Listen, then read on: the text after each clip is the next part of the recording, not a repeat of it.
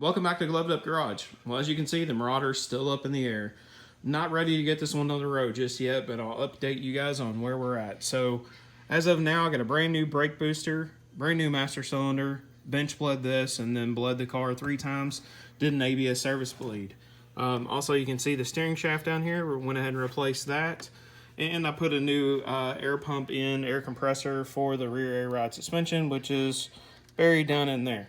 Went with the R-Knot brand, had really good reviews online, found it for a good price on Rock Auto.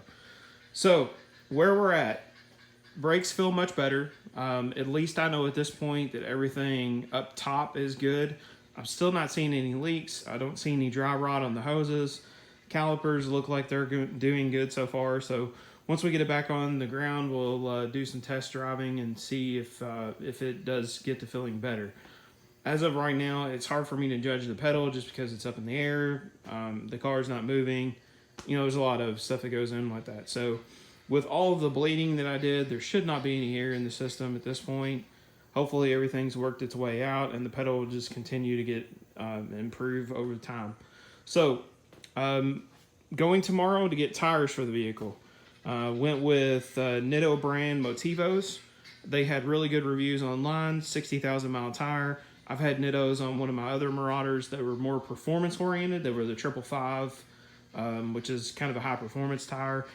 I went with sort of like a touring all season for this because at this time I don't really know what I'm going to do with the car, but it's not a high performance vehicle right now. I don't have a supercharger on it. I don't have big brakes or anything like that. So for now, I'll just put some regular tires on it. It's something we can address in the future. So the reason it's still not back on the ground, other than the obvious that I'm getting tires put on, I've been working on the fuel pump. I noticed a couple of times when I was trying to start the vehicle that it was slow to start. Engine turns over just fine, it just would not start.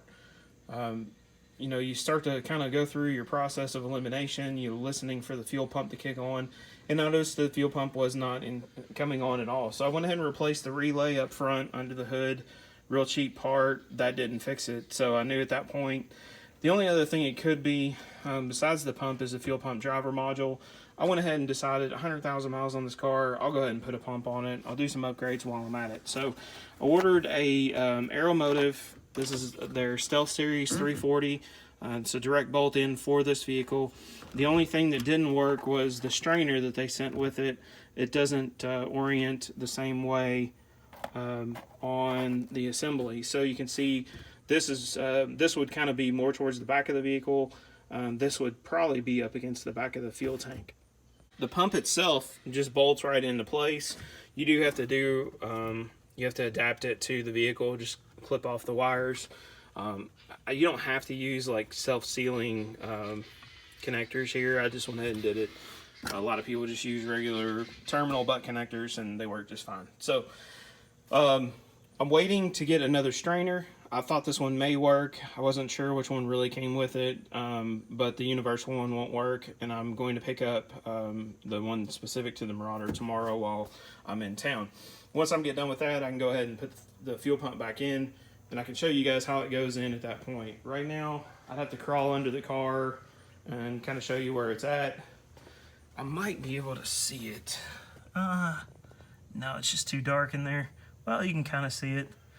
There's a hole in there that the fuel pump drops into. You kind of reach over the front of the rear end, over the suspension links, and then you drop it into the hole. So that's the update on where we're at on the Marauder. I'm waiting on parts, and once those parts arrive, then I'll be able to kind of finish this thing up and get it on the ground. Hopefully that'll be the last major component that I'll have to touch in order to make the thing drivable. All right, so as you can see, I'm under the car. That's where the fuel pump goes in. Let me bring the phone down. There's the rear end. So basically the fuel pump, I'm gonna follow the path it would have to go up and over. Get off that suspension piece, off that exhaust pipe, boom, in there. So this is gonna be a lot of fun. And I'll get back to you as soon as I get it in. And there it is, back in place. And if my camera would actually focus, that would be even more helpful. There we go. Alright, so as I explained, you got to bring it up and over the suspension, which is in the back here, over the axle, and then actually up into the tank. And if you guys noticed, I had a couple of wires. There was 3 wires that are cut. They the harness to that runs up and over the back of the tank, meaning you'd have to drop that entire tank down just to get those 3 wires out to whatever sensor it is that they go to. I know it's not to the sending unit because it's actually built into the fuel pump bracket, so I don't know what that's for, but whatever it is, I've cut those before and just used self-sealing butt connectors to put them back together. So same thing I did here, tucked the wire harness under the frame here and then plugged it in up there. So we're all good back here. I'm going to change out the fuel filter and then see where that gets us. Hopefully we got fuel pressure. And we are back on the ground finally.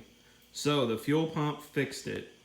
The Aeromotive 340 stealth pump that I put in there, it's a little bit louder than the stock pump, but I don't seem to mind. It may be just loud because this garage is kind of echoey. To me, it seemed like it was just a little bit louder than the stock one. And it could be that the stock one was on its way out and just very quiet. So I'm happy with it. Really, really happy that I've got fuel pressure. After I put that and a new filter in, put the new strainer on the pump, this thing fired right up after, building fuel pressure 3 or 4 key cycles. I'm really, really happy with it. I'm excited to get this thing out on the road and drive it. Don't know about the pedal feel just yet. Sitting still in the garage and moving it back and forth between drive and reverse, it seemed like it was doing pretty good. Did get my new Nitto Motivo tires on, front and rear, and they're very sticky. So I imagine this thing's probably gonna have a hard time doing a burnout with these really sticky tires and being 305 horsepower stock. So the next step, I'm gonna clean this thing up because it's got a lot of dust and dirt on it from where it's been sitting, where it sat outside for a while. It's got some bird poop and stuff on it. I'm gonna try to polish this hood because I noticed that clear coat, it's got a lot of stuff built up on it, but I hit it over here this side with a little bit of polishing compound and it seemed to take a majority of that residue off. So I'm gonna start polishing the hood, the tops of the fenders, that header panel, get it all cleaned up, order some headlights and some corner lights. That'll be an upcoming mod that I'm gonna do in another video. We'll get to that later. But I wanted to thank each and every one of you all for watching these videos. Make sure to hit the subscribe button, hit the bell icon so that you know when I upload a new video. Make sure to drop a comment or hit the like button if you found this helpful. Or if there's something else that you want to see in the future, please let me know as well. I'll be doing a lot of work to this car. Don't plan for this thing to go anywhere, so stay tuned. Thank you all. Catch you on the next one.